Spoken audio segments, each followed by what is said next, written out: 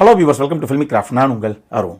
இந்த எபிசோட நம்ம பார்க்க போகிறது 29 படத்தில் கதை என்ன அப்படின்னு கேட்டிங்கன்னா, ஐஏஎஸ் எக்ஸாம் எப்படியாவது கிளியர் பண்ணி நம்ம லைஃப்பில் பெருசாக சாதிக்கணும் அப்படின்னு நினைக்கிற கதாநாயகி ஒரு பக்கம். வயசு 29 ஆச்சு, ஊர்லேருந்து கிளம்பி சென்னைக்கு வந்தாச்சு. ஏதோ கிடைச்ச வேலையை ஒரு கம்பெனியில் பார்த்துக்கிட்டு இருக்கான்.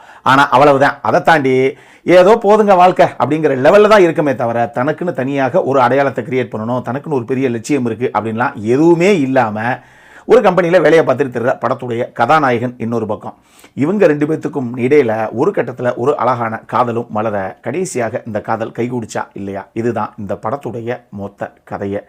நிறைய காதல், நிறைய எமோஷன்ஸ், கொஞ்சோண்டு காமெடி அப்படின்னு எல்லா விஷயத்தையும் கலந்து கட்டி ஒரு கமர்ஷியலான ஒரு படத்தை ப்ரெசென்ட் பண்ணணும் அப்படின்னு முயற்சி பண்ணியிருக்காப்புல படத்துடைய இயக்குனரான ரத்னகுமார். ஆனால் இந்த படம் பார்க்கும்போது எனக்கு ஒரு சில இடங்களில் 7G ரெயின்போ காலனி லைட்டாக மைண்டுக்கு வந்துட்டு போகத்தான் செஞ்சது. ஹிந்தி திணிப்புக்கு தான் எதிர்ப்பே தவிர ஹிந்திக்கு கிடையாது அப்படிங்கிற ஒரு வசனம். ஒரே செடியை எத்தனை இடத்துல தாண்டா திருப்பி பிடுங்கி மாற்றி நடுவீங்க அப்படின்னு சொல்லி ஒரு வசனம்னு சொல்லி ஒரு சில வசனங்கள் அந்த வைக்கப்பட்ட இடத்திற்கு உயிர்ப்பாகவே இருந்துச்சு அப்படின்னு நான் சொல்லுவேன். இதெல்லாம் போக எங்கள் வயசு 29 ஆச்சு. ஆனால் இதுவரைக்கும் ஏதோ ஒரு கம்பெனியில் வேலையை பார்க்குறேன், கிடைச்ச சம்பளத்தை வச்சு வாங்கின கடனுக்கு இஎம்ஐயை கட்டிக்கிட்டு இருக்கேன். அவ்வளோதானே தவிர நமக்குன்னு ஒரு ஐடென்டிட்டியை கிரியேட் பண்ணணும் அப்படிங்கிற எண்ணமும் எனக்கு இல்லை. நம்ம பெருசாக லைஃப்பில் சாதிக்கணும் அப்படிங்கிற எந்த ஒரு லட்சியமும் எனக்கு இல்லை. இதில் பார்த்தாதுக்கு எனக்கு வயசு 29 ஆகுது, இது வரைக்கும் கல்யாணம் வேறு ஆகலை. அப்படிங்கிற நிலைமையில் இருக்கக்கூடிய பேச்சுலர்ஸ் உடைய மன வலிகள் என்ன அப்படிங்கிறதையும் இந்த படம் இன்னொரு பக்கம் லைட்டாக அங்கங்கே பேசத்தான் செஞ்சுருக்கு.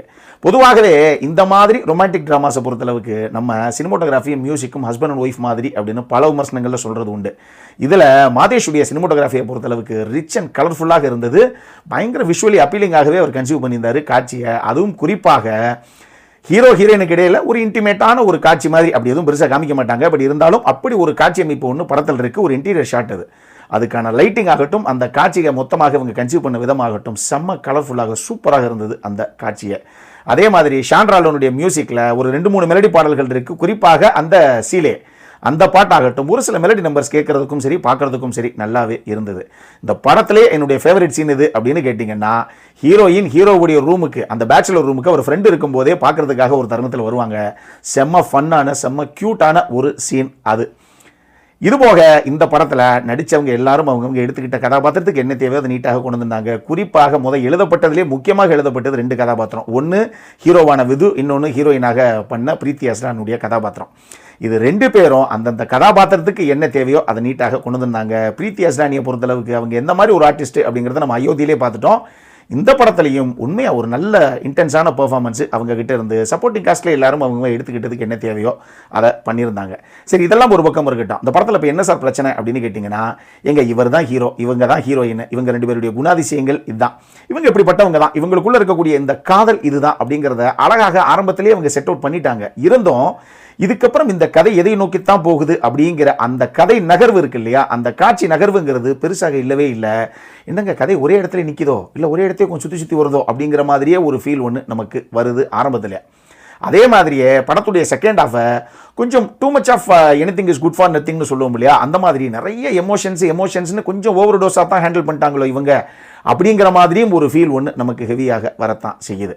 அதே நேரத்தில் கதாபாத்திரங்கள் எழுதப்பட்ட விதத்திலேயே கூட, ஈவன் ஹீரோவுடைய கதாபாத்திரத்தை எடுத்துக்கிட்டீங்க அப்படின்னா கூட, அவர் இப்படிப்பட்டவர் தான், ஒரு நல்ல மனுஷன் தான், ஆனால் காதலி மேல பயங்கர பொசசிவ்னஸாக இருக்கக்கூடிய ஒரு நபர் அப்படிங்கிறத எஸ்டாப்ளிஷ் பண்ணுற அதே நேரத்திலேயே அதுவே கூட ஒரு சில இடங்களில் இந்த அளவுக்கு ரொம்ப டாக்ஸிக்காக இருக்கான், இந்த டாக்ஸிக் ரிலேஷன்ஷிப்பை கடைசி வரைக்கும் கண்டிப்பாக இதை கண்டினியூ பண்ணியே ஆகணும் அப்படின்னு சொல்லி கதாநாயகிக்கு என்ன நீதி அப்படிங்கிற மாதிரி தான் ஒரு ஃபீல் ஒன்று நமக்கு வருதே தவிர, எப்படியாவது கதாநாயகனும் கடைசியாக சேர்ந்துடணும்ல அப்படிங்கிற ஒரு ஃபீல் எங்கேயோ நமக்கு மிஸ்ஸிங்கு. மாஸ்டர் மகேந்திரனுடைய கதாபாத்திரமே எடுத்துக்கிட்டீங்க அப்படின்னா கூட, முன்னாடி 2 சீனு பின்னாடி ஒரு சீனு அப்படின்னு ஒரு குறிப்பிட்ட 2-3 சீனுக்கு தான் வந்திருக்காரு. அவர் இன்னுமே கூட ப்ராப்பராக பெட்டராக யூஸ் பண்ணியிருக்கலாம்.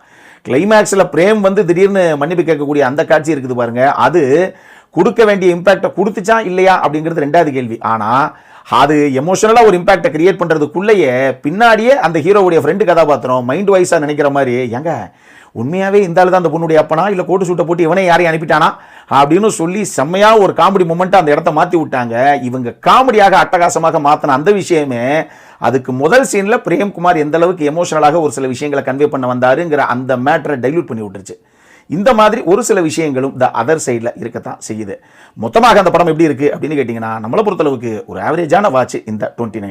அடல்காரனை பொறுத்தளவுக்கு இந்த படத்தில் அப்படி எதுவும் பெருசாக கிடையாது, ஒரு சில விஷயங்கள் இருக்கிற மாதிரி போகிறாங்க. பட் ஃபேமிலியோட பார்க்கக்கூடிய ஒரு படம் தான் இந்த படம். இப்போ தியேட்டர்ஸில் வெளியாயிருக்கு.